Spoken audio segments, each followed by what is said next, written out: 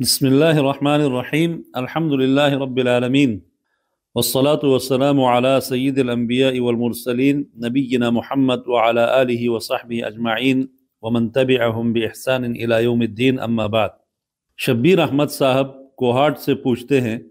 کہ ایک شخص کے لاتعداد روزے قضا ہوئے ہیں،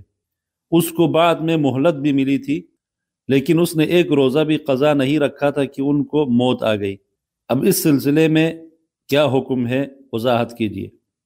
جناب شبیر احمد صاحب و باقی معزز سامعین کرام،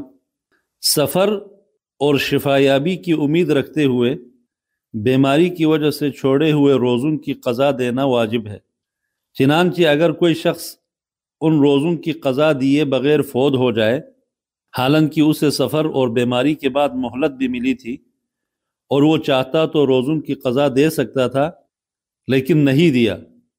تو یہ روزے اس کے ذمہ باقی رہیں گے۔ ایسی صورت میں میت کے ورثاء اور ولی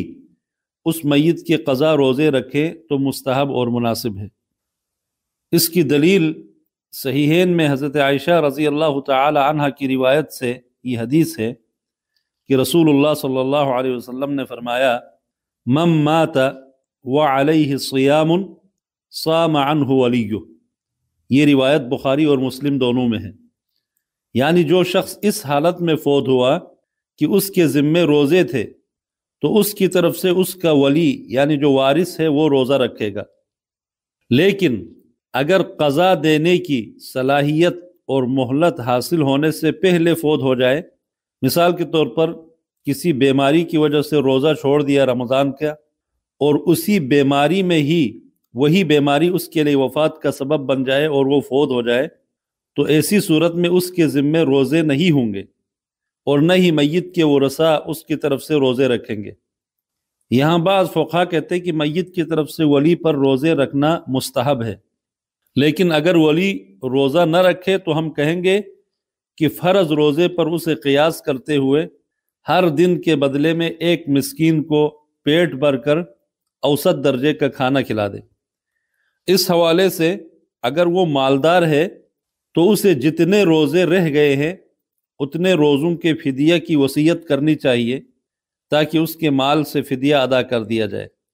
اور اس وصیت پر پھر عمل کرنا واجب بھی ہوگا۔ بلکہ اگر وصیت نہ بھی کی ہو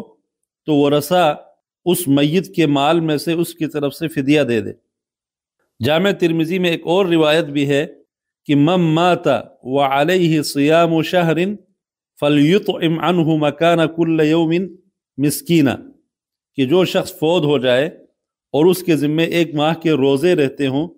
تو اس کے ہر روزے کے بدلے میں ایک مسکین کو کھانا کھلایا جائے۔ ان احادیث کی بنا پہ فقہا فرماتے ہیں کہ جو ورثاء ہیں ان کو یہ اختیار اور یہ آپشن دیا جائے کہ وہ چاہے تو میت کی طرف سے وہ جو روزے ہیں وہ قضا کے طور پہ روزے ہی رکھے، یا اگر ورثاء قضا نہیں رکھنا چاہتے تو ہر دن کے بدلے ایک مسکین کو کھانا کھلائے۔ لیکن اگر مرنے والا مالدار بھی نہیں ہے کہ وہ اپنی مال سے کچھ وصیت کر جائے اور اس کے ورثاء بھی فدیہ دینے کے قابل نہیں ہے، مساکین ہے، وہ فدیہ نہیں دے سکتے، تو پھر اللہ تعالیٰ معاف فرمانے والا مہربان ہے۔